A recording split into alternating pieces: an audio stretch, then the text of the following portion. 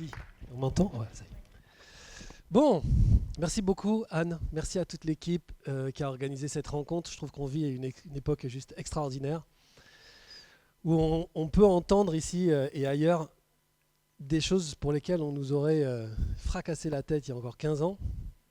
Donc voilà, et je crois vraiment avec mes énormément de conviction. Oui, en fait, il vaut mieux parce que je ne sais pas faire 20 minutes, moi. Ceux qui me connaissent savent qu'à à partir d'une heure, je commence à regarder des compteurs. Donc, ouais, je fais 36 heures. Donc là, 20 minutes, tu vois, t'imagines l'exercice pour moi. Bref, ouais, je trouve qu'on est vraiment dans une époque incroyable et je pense que vraiment le sens premier de mon incarnation dans cette époque-là, c'est justement pour vivre ce basculement.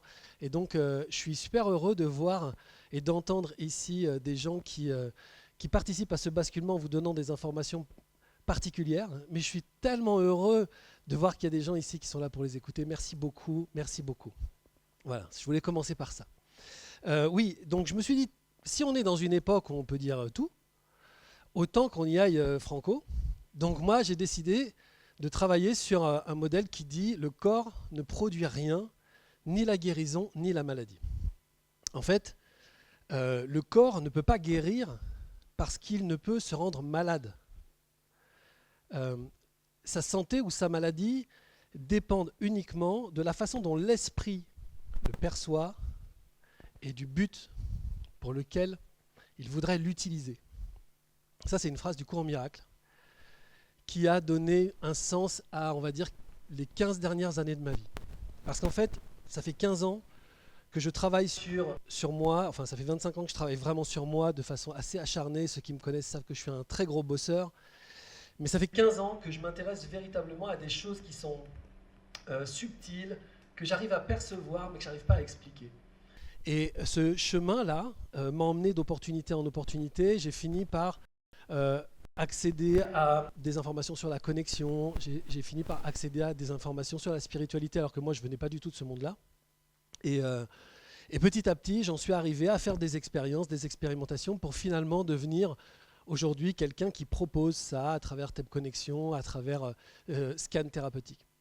Scan thérapeutique m'est arrivé en fait, enfin, le scan thérapeutique, c'est finalement la finalité d'une expérience que j'ai faite il y a, je sais pas, il y a quelques années. En fait, j'ai vécu un drame personnel. Et en fait, suite à ce drame personnel qui me remettait tellement en cause absolument toutes mes certitudes, et ben en fait, j'ai pas dormi pendant un mois. Pendant un mois, j'ai pas réussi à fermer l'œil. Et donc, ça s'est fini avec un arrêt cardiaque. Enfin, il se trouve que comme je suis très bien accompagné, ce soir-là, j'étais avec deux médecins des urgences d'un hôpital d'à côté. Donc mon cœur s'est pas arrêté, donc c'est pas vrai quand je dis un arrêt cardiaque, mais il s'est considérablement ralenti. Et j'avais deux médecins qui étaient en train de me réanimer en permanence. Et donc pendant ces 14 minutes où j'étais plus là, eh bien, je suis passé d'une étape de ma vie à une autre. Et quand je me suis réveillé, je pense que c'était la fatigue, un état de vulnérabilité aussi parce que je venais de toucher un peu la fin, quoi. Et moi qui ai eu beaucoup d'accidents dans ma vie, je me rendais compte que là, je me disais, bon, si le prochain, il est fatal. Parce que là, je ne peux pas faire mieux qu'un arrêt cardiaque quand même. Donc, je suis arrivé dans cet état, après ce passage bizarre, je suis arrivé dans un état d'hyper-vulnérabilité. Et il se trouve que je suis déjà hypersensible, donc ça a rajouté au truc. Et puis surtout, j'étais extrêmement fatigué. Et en fait, on connaît les états de fatigue. Et les états de fatigue sont des états dans lesquels on ne se débat pas, dans lesquels on renonce, le mental renonce, tout renonce. Et donc j'ai vécu comme ça on va dire 2 semaines à peu près, dans un état de fatigue extrême, de vulnérabilité extrême et d'hypersensibilité extrême. Et je vivais plein de choses très particulières, et notamment la venue de mon meilleur pote qui venait me rendre visite quasiment tous les jours. Et dès qu'il rentrait dans la maison, je me sentais extrêmement mal. Et donc je me disais, bon en fait c'est parce que je ne vois pas grand monde, et quand il y a quelqu'un qui vient, il dérange mon quotidien, donc voilà, j'ai pas envie de le voir, c'est sans doute ça. Sauf que j'avais toujours mal au même endroit. Et c'était un endroit le long de ma colonne vertébrale, au milieu des omoplates et juste en dessous. Et donc à chaque fois que je le voyais, je me disais, c'est pas possible, pourquoi j'ai mal comme ça? Il vient réveiller quelque chose chez moi, évidemment. J'essayais d'analyser quoi. Et un jour, je me suis dit, bah, on va faire un essai. Il est arrivé chez moi, je lui ai dit, écoute, viens, rentre, tourne-toi, Et comme j'ai fait du sport de haut niveau et j'ai fait du judo en haut niveau, et en fait quand on est sur des championnats de France, championnats d'Europe, c'est toujours pas mal d'avoir des potes qui savent nous remettre un peu les os en place. Et, euh, et donc moi je savais le faire, et donc je l'ai manipulé et je lui ai remis la colonne vertébrale et mon mal s'est arrêté tout de suite, instantanément. Et donc je me suis rendu compte que je sentais ce que les gens vivaient dans leur corps. Et donc j'ai travaillé avec ça et je suis vraiment allé chercher absolument tout ce qui pouvait expliquer ça. Et en fait, ce que j'ai trouvé, c'est quelque chose qu'on a tous, en fait, qui s'appelle la capacité de ressenti. Et cette capacité de ressenti, bah, je l'ai développée à partir de cette expérience-là. Et aujourd'hui, enfin, beaucoup plus tard, j'ai commencé à faire des séances dans lesquelles je recevais des gens. Et en fait, sur cet état de ressenti, donc en scan, j'allais chercher comment l'énergie circulait dans le corps des gens, où étaient les blocages.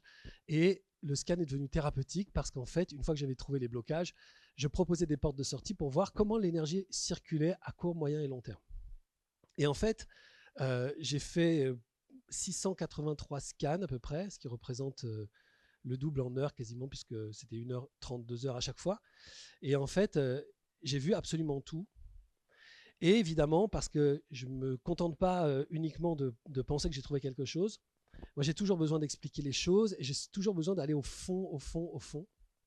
Et je me suis rendu compte que ce qui croisait le chemin des gens qui avaient des difficultés intérieures, donc des troubles de l'énergie, on va appeler ça, ce n'est pas des dysfonctionnements parce qu'il n'y a pas de fonctionnement, parce que le corps donc, va répondre à ce que l'esprit lui propose, et donc créer on va dire un fonctionnement différent. Et ce fonctionnement différent va altérer les capacités du corps et petit à petit créer un mal-être. Et puis ce mal-être va se transformer en symptôme.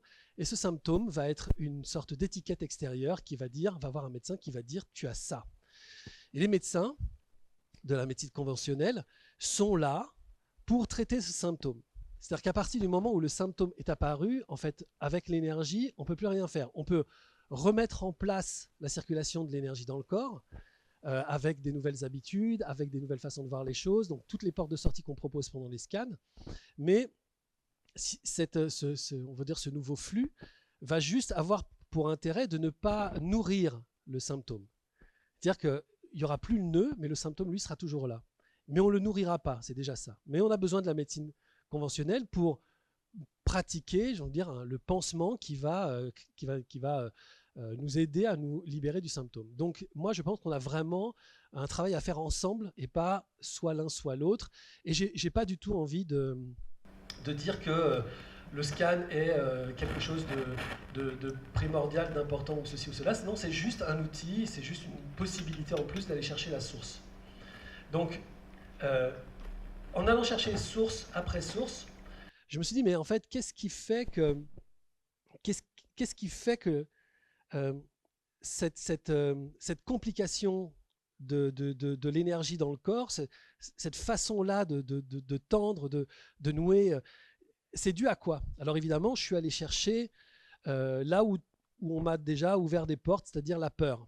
Et en fait, je suis allé chercher les peurs, et en fait, je me suis rendu compte que les peurs étaient des facteurs, ça passait un message, mais ce n'était pas la source. Et la source, je l'ai trouvée en cherchant des cas, on va dire, les plus emblématiques de mes 683 scans. Et il y a eu un cas qui pour moi est le plus emblématique, c'est une jeune femme, donc c'est sa mère qui a demandé un scan. Je lui ai dit, elle a dit, je voudrais un scan pour ma fille, je dis, je ferai le scan pour ta fille à partir du moment où elle sera d'accord. Il a fallu un peu de temps, puis finalement, sa fille a dit oui. Et donc quand j'ai allumé, parce que c'était à distance, j'étais sur Skype, quand j'ai allumé Skype, j'avais la mère et la fille. Et donc elles étaient toutes les deux assises sur un canapé avec une table devant, et on discutait. Donc elle me dit ouais, donc c'est moi qui ai demandé la séance pour ma fille et tout. Ok, d'accord, très bien. Je lui dis bah écoute, maintenant il va falloir nous laisser. Bon, je vais travailler avec ta fille. Et je travaille avec sa fille et je sens qu'il y a quelque chose dans son corps qui vraiment fonctionne pas. Et sa mère revient. Elle me dit, donc je le dis à sa fille, je dis il y a un truc dans ton corps que laisse-moi chercher. Puis sa mère revient, elle dit en fait, je vais te faire gagner du temps. Ma fille ne marche plus depuis 5 ans. Et on ne sait pas pourquoi. Elle a passé des radios, elle a passé des scanners, tous les médecins l'ont vue, des ostéos, des machins, elle ne marche plus. Ça a commencé par une difficulté à la marche, et puis petit à petit, elle a pris des béquilles, ensuite elle avait un déambulateur, et après c'est le fauteuil, ça fait à peu près 4 ans qu'elle est dans un fauteuil, et elle ne s'est plus jamais relevée. Donc, j'ai demandé à la maman de nous laisser, et en fait, je regardais sa fille qui n'osait pas parler de son mal. Et c'est pour ça qu'elle avait toujours besoin d'un porte-parole qui intervenait régulièrement pendant la séance. Et je lui dis, mais en fait, est-ce que tu peux me dire avec tes mots ce qui t'est arrivé? Ben, elle me dit, en fait, quand j'avais 16 ans, et puis elle me raconte la forme, c'est-à-dire quand j'avais 16 ans, j'ai commencé à avoir mal aux jambes, j'avais des engourdissements, etc. Puis je dis, ok, d'accord, en fait, c'est très bien, c'est génial, mais moi, ce qui m'intéresse, c'est qu'est-ce qui se passait dans ta vie à ce moment-là? Et elle me dit, écoute, rien de spécial, rien de spécial. Et donc, je vais en scan, je vais connecter son énergie, et en fait, je sens qu'il y a effectivement un gros blocage là, en dessous les reins, et c'est un gros blocage comme électrique. J'avais le sentiment d'avoir de l'électricité, comme quand on mâche du papier aluminium, quoi. J'étais là, je disais, oh, il y a quelque chose qui ne veut pas fonctionner. On va dire, il y a une difficulté de transmission entre le haut et le bas, mais effectivement, il n'y a pas de malaise physique. En revanche, elle avait des radios, elle voyait des médecins constamment qui lui disaient c'est ceci, c'est cela. Tous les médecins avaient des sources, hein, tout le monde personne comprenait vraiment pourquoi, mais tout le monde savait quand même à peu près comment l'expliquer. Et donc, ils étaient arrêtés sur ces informations-là. Et donc, je lui ai dit, écoute, voilà, moi je vais écouter ton corps, voilà, comme certains écoutent des arbres ici, ou comme d'autres écoutent d'autres choses. Moi, je lui ai dit, je vais écouter ton corps et je vais lui demander en fait ce qu'il en pense. Et en faisant le scan, son corps me montre, me projette l'image d'elle avec une crête, donc les cheveux rasés sur les côtés, et avec un chien en train de marcher sur le bord de la route. Et je lui dis, c'était qui tes connaissances à ce moment-là? Elle me dit, ouais, tu sais, moi j'ai toujours été un peu rebelle, alors je traîne toujours avec des mecs, un peu des punks à chiens et tout. J'ai dit, ok, d'accord. Il me semble que ton corps s'est arrêté de marcher parce que s'il avait continué, tu serais parti avec eux.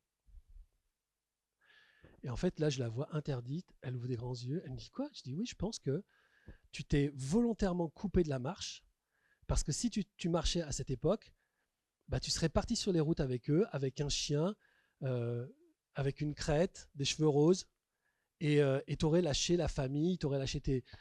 Et tu savais que c'était pas OK. Tu savais que tu avais envie de faire ça parce que c'était une sorte de pulsion d'adolescence, mais tu savais que c'était pas OK pour toi, que c'était pas OK pour ta vie, et surtout que tu y gagnerais rien au final. Et donc, du coup, entre ce désir de partir et cette volonté de rester, tu as trouvé ce moyen-là, c'est de te couper de la marche. Elle me dit, mais c'est exactement ce qui s'est passé. Je me sentais tellement mal parce que j'avais tellement envie de partir avec eux, mais tellement, je me sentais mal de laisser ma famille, etc. etc. Donc on travaille là-dessus, et je lui dis, voilà, à la porte de sortie, ça va être de faire passer ton énergie depuis les pieds jusqu'à la tête aux pieds, la tête. Bon, je lui explique un petit exercice qu'elle fait. Et donc ça, c'était le jeudi. Et le samedi, je vais avec les enfants, ma chérie du moment, on va voir, les Harlem Globetrotters. Donc c'était un spectacle, c'était un show, ça gueulait, c'était génial. Et j'entendais mon téléphone qui vibrait. Gzz, gzz, gzz, gzz. Et moi, j'avais pas envie de sortir de ce spectacle-là parce que moi, voilà, les Harlem Globetrotters. Si vous êtes né dans les années 70, vous savez que c'était des dessins animés. Enfin bref, c'était tout un truc. Et donc moi, je vivais mon truc là de gamin qui regardait ça avec des grands yeux. Et je me suis dit, merde. Bon, au bout d'un moment, je prends mon téléphone, je regarde. Et donc, c'était la mère de cette jeune femme qui me disait, Laurent, c'est juste incroyable. Depuis jeudi, en fait, elle retrouve des sensations dans les jambes. Vendredi, elle était avec le déambulateur. Vendredi soir, elle était avec les béquilles. Et aujourd'hui, elle marche. Donc, quelques jours.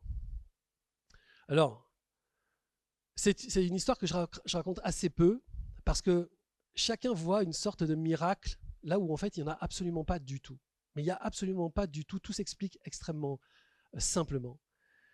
À partir du moment où on cultive la culpabilité, on commence à créer des interactions troubles dans notre corps. C'est-à-dire que notre énergie se met à fonctionner d'une façon bizarre. Ce n'est pas la peur, ce n'est pas un manque de ceci ou un manque de cela, c'est la culpabilité. Et aujourd'hui, quand je travaille avec les scanners, donc j'ai arrêté de faire du scan parce que je me suis dit, voilà, j'ai fait 683 scans, donc c'est très bien pour 683 personnes, mais je trouve que c'est pas suffisamment, donc maintenant je forme des scanners. Euh, Anne a participé à la dernière formation et elle est certifiée depuis hier. Voilà. Et, euh, et en fait, ça me permet de, voilà, d'envoyer des centaines de scanners dans le monde pour travailler avec des milliers de gens. Et donc, je trouve que c'est préférable à moi, mon petit truc de mon côté tout seul.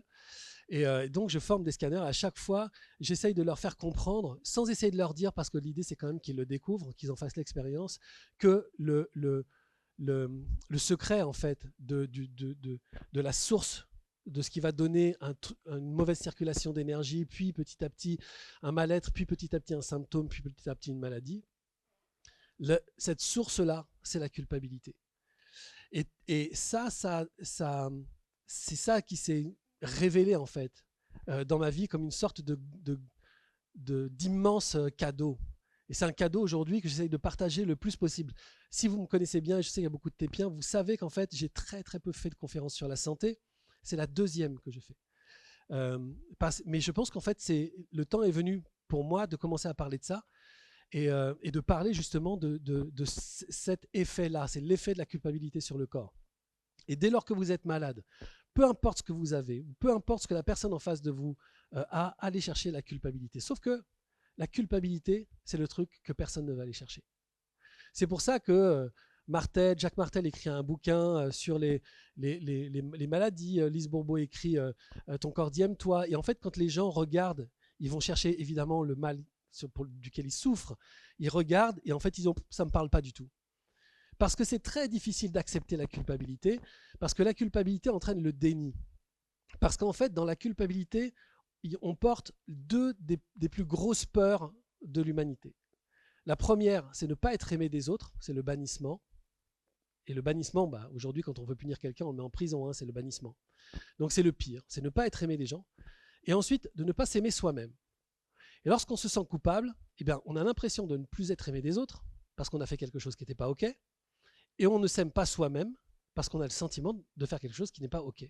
Et donc, comme ces deux peurs-là, elles sont très importantes, la première chose qu'on fait, qui est une sorte de réflexe tout à fait humain, c'est de nier et d'aller chercher ailleurs. Mais en fait, pour se soigner de la culpabilité, beaucoup de gens disent il faut se pardonner. Moi, j'y crois pas une seule seconde. J'adore cette phrase du courant miracle qui dit aucun pardon n'est nécessaire car aucune faute n'a été commise. À chaque fois qu'on est en face d'une culpabilité, et ça, c'est un effort de bonne volonté qu'il faut savoir faire, c'est-à-dire regarder où je me sens coupable. Donc après, tous ces livres de Bourbeau, de Martel ou d'autres sont là pour nous expliquer en fait sur quelle thématique notre problème se pose.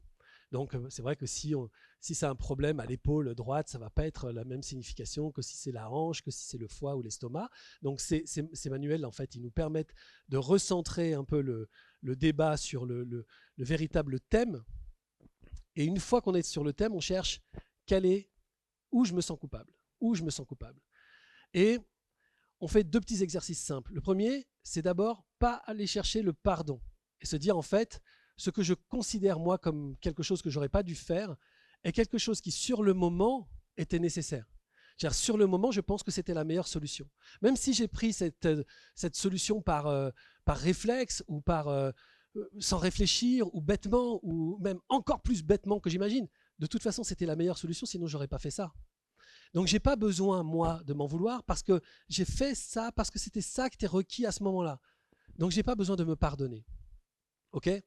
Et cette culpabilité, elle porte finalement une sorte de message qui dit en fait, aujourd'hui, je m'en veux suffisamment pour pas le renouveler. Donc j'ai pas besoin d'attendre le pardon des autres, puisque de toute façon, je la referai plus cette connerie-là.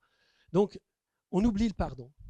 Et on fait un exercice qui s'appelle une expiation, qui est extrêmement simple. Il me reste 1 minute pour vous l'expliquer. Je ne sais pas comment je vais faire. Mais bon. L'expiation, c'est la reconnaissance de ce qui a été sans jugement. Et pour construire une expiation, on l'a bâti comme ça. Déjà, on reconnaît, c'est-à-dire moi, alors moi je vais dire moi Laurent, mais vous n'allez pas dire moi Laurent, on est d'accord? Okay.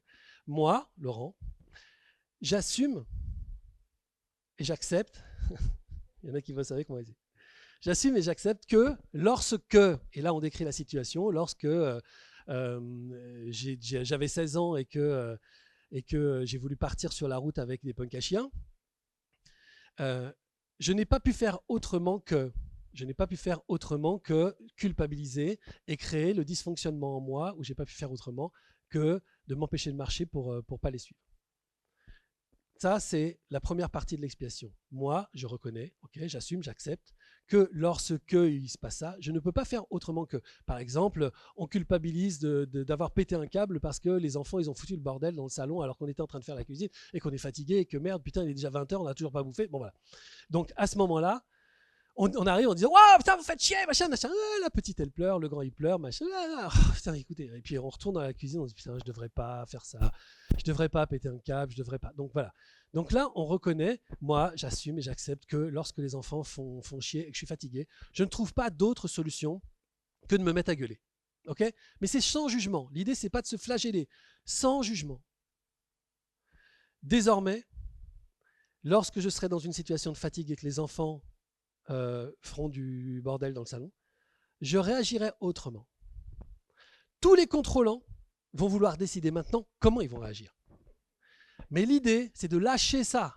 C'est de dire, désormais, lorsque je serai fatigué et que les enfants foutront le bordel dans le salon, eh bien, j'agirai autrement. Je ne sais pas encore comment, mais je trouverai à ce moment-là. Donc, à la fois, ça crée de l'espoir, mais surtout, ça crée de la confiance. Je compte sur moi pour réagir d'une façon nouvelle la prochaine fois. Et ça, c'est une expiation. La première, je reconnais son jugement, que lorsqu'il se passe ça, je ne peux pas m'empêcher de réagir comme ça. Et la deuxième partie, quand ça se reproduira, bah, j'agirai autrement. Je ne sais pas encore, mais je trouverai à ce moment-là. Cette phrase peut guérir absolument tous les maux. Tous. Et comme il a été dit très intelligemment il y a quelques minutes, tout ça c'est du blabla, c'est des conneries, c'est moi qui parle. Ne me croyez pas sur parole, faites-en l'expérience vous-même et vous verrez. À chaque fois que vous ferez une expiation sur un bobo, votre bobo va disparaître. À chaque fois que vous ferez une expiation sur une maladie grave, alors moi aujourd'hui, je travaille avec des gens qui sont atteints de cancer très avancé. Moi, c'est si on travaille, si les gens veulent travailler avec moi, faut qu'ils meurent, sinon ça m'intéresse pas. Voilà. Donc voilà. Et puis après, j'aime bien le challenge. Donc je travaille avec des gens qui sont vraiment dans des situations extrêmement graves, qui sont encore debout, hein, mais qui sont dans des situations extrêmement graves. Et en fait, j'essaye juste de savoir comment l'énergie se balade dans leur corps. Et ça, vous êtes capable de le savoir, même si vous n'avez pas fait scan. Il vous arrive de rencontrer vos amis et puis de sentir derrière leur sourire qu'en fait ça va pas très bien, et vous les prenez à part dans la soirée en disant t'es sûr que tu vas bien? Ah ouais, ouais super, en ce moment c'est génial, mais est-ce que t'es sûr que tu vas bien? Alors oui ça va, mais bon, voilà, voilà, vous l'avez senti. Vous sentez vos copines quand elles sont enceintes, vous sentez, et puis on en a parlé aussi avec Valérie, vous sentez des endroits où vous rentrez, et vous savez que c'est pas ok, vous savez pas pourquoi, parce que c'est beau, c'est joli, mais vous savez que c'est pas ok. Vous rentrez dans des soirées plein d'entrain et votre bouteille de champagne, et vous dites oh là là, c'est quoi cette soirée merdique? Pourtant, les gens ils sont là, ils discutent, il y a de la musique, ils sont pas avec des panneaux casse-toi, reste pas là, c'est nul. Non, vous savez pas. Par contre, vous sentez. Donc ça, c'est votre capacité de ressentir. Cette capacité de ressenti, faut vraiment y faire confiance parce que ça, vous avez absolument toutes les solutions derrière ça. Vous écoutez ça. C'est génial, vous écoutez votre tête, bah, ça donnera une autre vie. Okay, donc moi, je vous suggère juste d'écouter ça. Et lorsque vous sentez à l'intérieur de vous qu'il bon, y a un truc qui fonctionne pas, bah, vous allez chercher l'énergie où elle se met à tourner mal. Alors après, le symptôme peut vous le dire. Hein. Si c'est l'estomac, c'est tout de suite l'estomac. Il ne faut pas aller chercher au pied gauche ou au pied droit. Mais si vous ne sentez pas véritablement, ou s'il n'y a pas encore les symptômes, essayez de savoir où ça se situe. Regardez dans un bouquin de Martel ou Bourbeau ce que ça signifie. Acceptez votre propre culpabilité par rapport à ça. Ça, c'est le truc le plus difficile. C'est l'acte de bonne volonté. C'est le truc le plus chiant, hein. Honnêtement. Accepter que je me sens coupable de quelque chose, c'est un truc que les gens ne savent pas faire. Mais vous n'êtes pas les gens, on est d'accord? Ok, donc je fais confiance en ça. Donc voilà, vous faites cet effort de bonne volonté de vous dire, ok, j'accepte de me sentir coupable pour ça. Vous n'êtes pas obligé de le dire aux autres. Parce qu'on ne dira pas j'accepte je me sens coupable pour ça. Surtout aux gens qui sont vraiment très proches. Mais vous vous le dites à vous, vous regardez dans un miroir, on dit ok d'accord, j'accepte que là, ce qui m'intéresse c'est ça, et en fait finalement ça me fait chier, donc du coup je vis une sorte de culpabilité. Et ensuite, vous faites une expiation.